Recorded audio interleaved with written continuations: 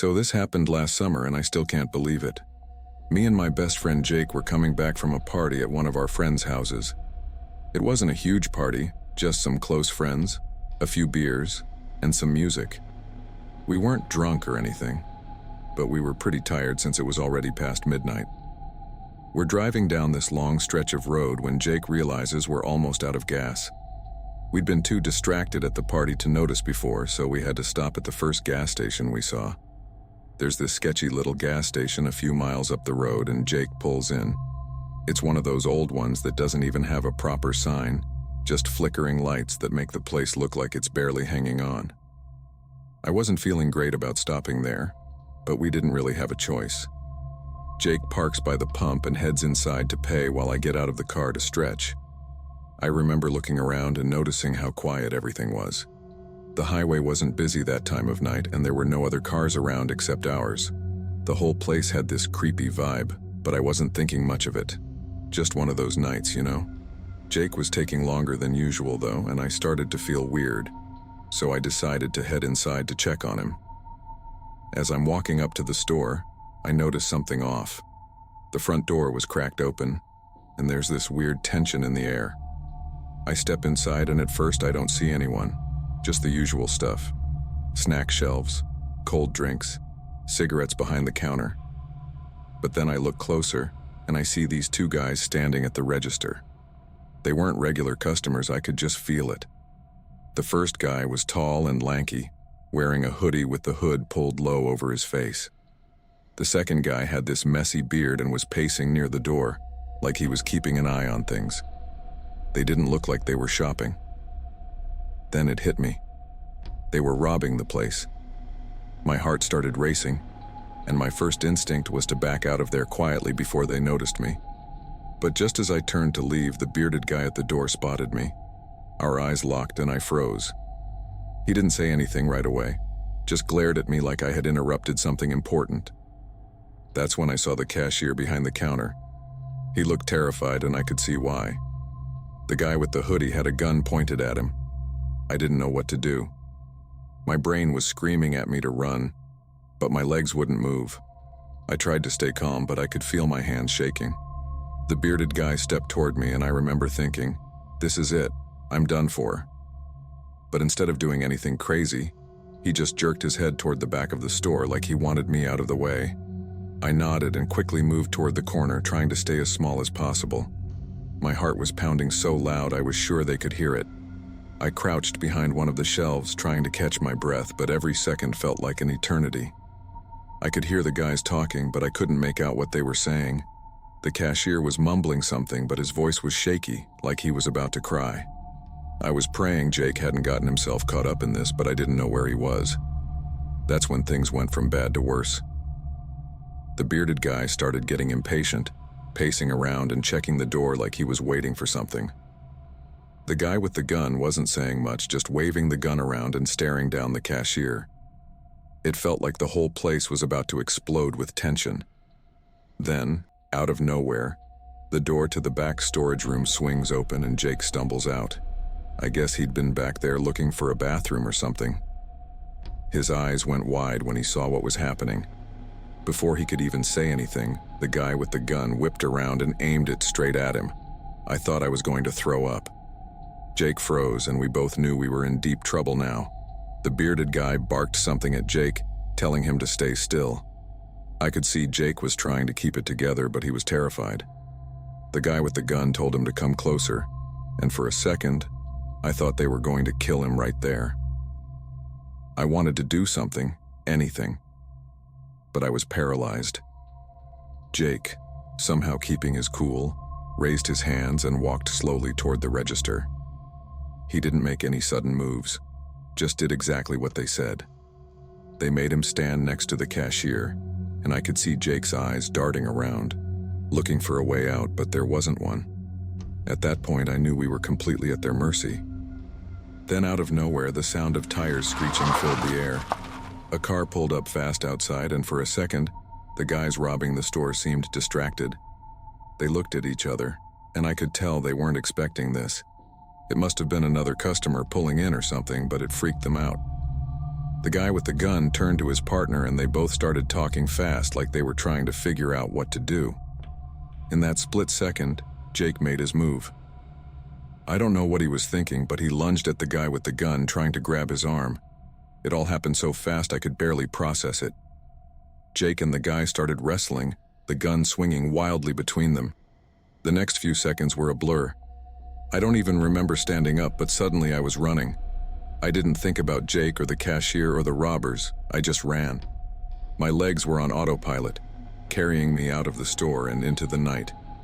I could hear shouting behind me, but I didn't look back. I don't know how long I ran for, but by the time I stopped, my lungs were burning and I was completely lost. I had no idea where Jake was or if he was okay. All I knew was I had to find my way back to him.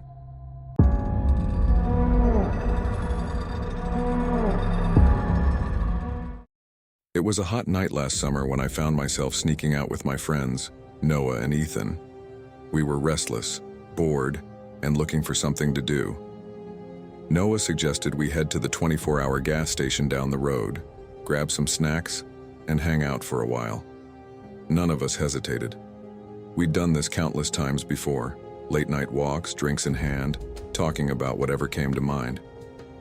The walk to the gas station was pretty quiet. The streets were deserted, just the three of us under the dim glow of the moon. We talked about random things and cracked open a couple of beers to pass the time, the usual. Nothing out of the ordinary, at least, not yet. When we got to the gas station, things started to shift. Ethan said he needed to use the bathroom, so Noah and I waited by the snack aisle. A few minutes later, I noticed a man heading toward the restroom, a dirty, sketchy-looking guy who clearly hadn't bathed in a while. Something about him immediately put me on edge. He had that unsettling vibe you can't quite put your finger on, but makes your skin crawl anyway. Inside the bathroom, Ethan struck up a conversation with the guy. Later, he told us the man seemed normal at first, though he kept asking why Ethan was out so late and if he was alone. Ethan brushed it off, assuming the guy was just being cautious or overly friendly. But there was something about the way Ethan told us that made it sound like the encounter didn't sit right with him. After Ethan came out, we quickly grabbed some snacks and noticed that same guy hanging around the aisles, talking quietly on his phone. Every time we moved, he seemed to follow, keeping just enough distance to not make it obvious, but close enough to keep us on edge. Noah glanced at me, his eyes narrowing in suspicion. I could tell he felt it too. Something was off. We didn't waste any time leaving. Outside, the street was pitch black, with no streetlights in this part of town. We walked for a bit and found a quiet spot by the side of the road to sit and talk, opening a few more beers. The eerie silence of the night settled around us, but we brushed it off. After all, we'd done this plenty of times before. Then, a car approached from down the road. Nothing unusual. Cars pass by all the time. But this one slowed down, spun around, and pulled up next to us. My heart sank. Two men got out. They looked as dirty and unkempt as the guy from the gas station. Instinct kicked in, and before I knew it, Noah and I were up and sprinting down the street. Ethan vaulted over a nearby fence, disappearing into someone's backyard, while Noah and I ducked behind an old RV parked on the side of the road. I crouched low, holding my breath, peeking around the corner of the RV. That's when I saw it. One of the men had a gun in his hand. I could hear my pulse in my ears as we watched them, frozen in place. They stood there for a few minutes, scanning the area. It felt like an eternity. Eventually, they gave up and got back into their car, but something in my gut told me this wasn't over.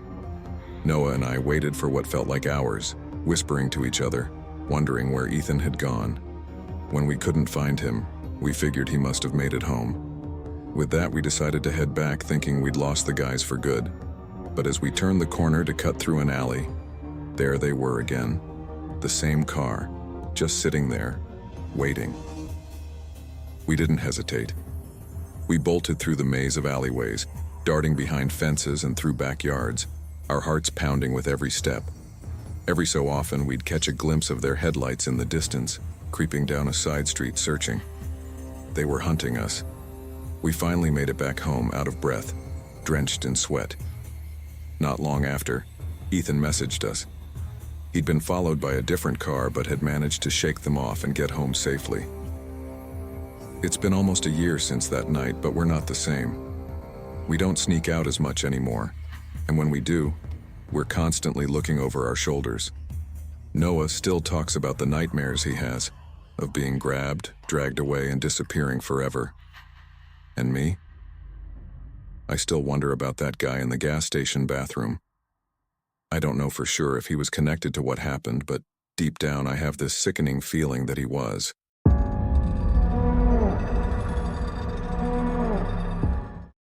Three years ago, when I was 16, I got caught up in the wrong crowd. My life spiraled from there. I started doing drugs. Anything I could get my hands on. I was living in my late grandmother's apartment after dropping out of high school. I was desperate, barely surviving, trying to scrape together some money to feed my habit. One night, around 1 a.m., I was losing it. I had nothing left to get high on, and the withdrawals were kicking in hard. The only thing I could think of was getting out of that apartment, so I decided to walk to the gas station by the highway, just to buy a pack of cigarettes. Maybe that would calm me down, I thought. If you've never dealt with addiction, you won't understand this, but when you're desperate, it's like there's this fire inside you, cold and consuming, that won't go away unless you feed it. I felt like I was going to die if I didn't distract myself, so I headed out, walking down that deserted highway. Not a soul in sight. The darkness swallowed everything, making it feel like I was walking through nothing. By the time I reached the gas station, I saw a small car parked to the side. It was easy to guess it belonged to the guy working inside. The place was empty. I walked in and looked straight to the counter, but there was no one. I figured the employee had gone to the bathroom or something, so I wandered down the aisles, checking things out just to pass the time. Suddenly, this face popped out from behind the shelves. It startled me so bad I jumped. "What the hell?" I blurted. "Whoa, didn't mean to scare ya," the guy said, stepping out from the aisle. He had this slicked back blonde hair and his blue eyes were almost too bright. Something about him felt off. His eyes were glassy, like he wasn't all there. I tried to pull myself together. I'm just looking for a pack of smokes." "Okay, take your time," he replied with a grin that sent shivers down my spine. "When you're done, meet me at the counter. I'll be waiting for you." The way he said it made every instinct scream at me to get out of there, but I needed those cigarettes. I had no choice. I grabbed a pack and headed to the counter.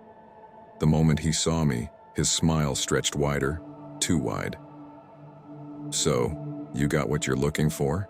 he asked. "How much?" I wasn't in the mood for small talk.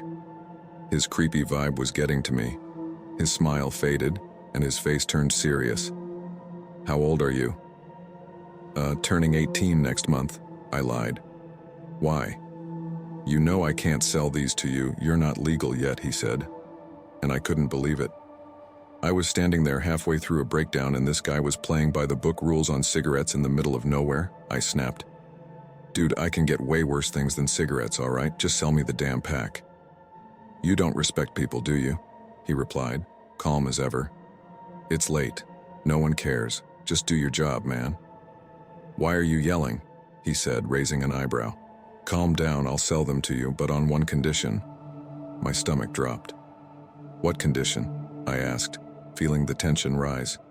"You have to do something for me." "Are you serious right now?" I was getting furious, but the desperation was clawing at me.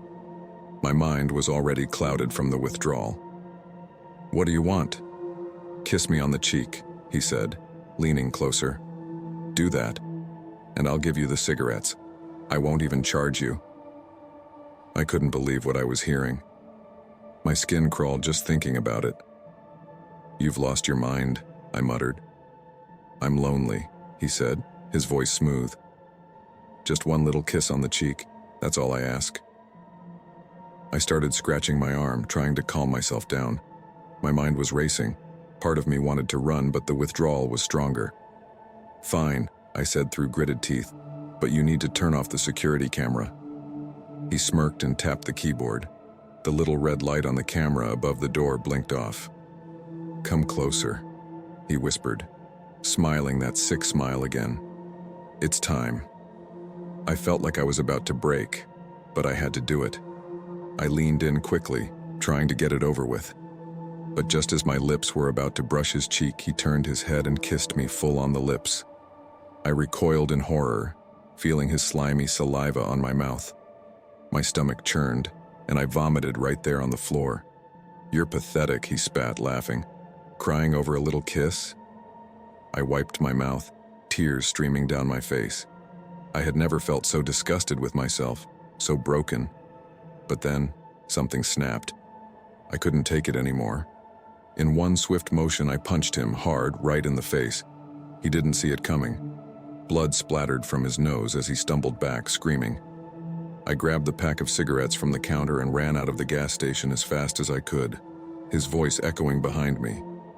"I'll call the cops, you're going to pay for this." But I didn't stop running until I was home. I didn't sleep that night. I knew he had no evidence. He turned off the camera so his story wouldn't hold up if he tried anything. That night changed me. I never touched drugs again. I joined rehab, got clean, and now I'm working at a garage to pay my bills and keep my life together. As for that creep at the gas station, I pray I never see him again.